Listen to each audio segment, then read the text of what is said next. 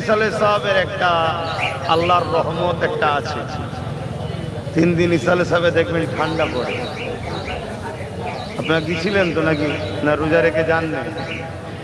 এবারে রোজা রেখে অনেকে রিস্ক লাইনে, তারপরও আলহামদুলিল্লাহ লাস্টের দিনে যা মানুষ।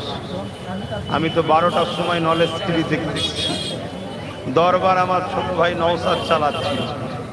আমি চল দরবারে যখন বসবি পীর সাহেব আর রাজপথে থাকে থাকবি, তখন বীর তখন হয়ে কাজ করি। আরে সাহাবা হুজুরদের আদর্শ তো এটা, সাহাবা হুজুরদের আদর্শ এটা।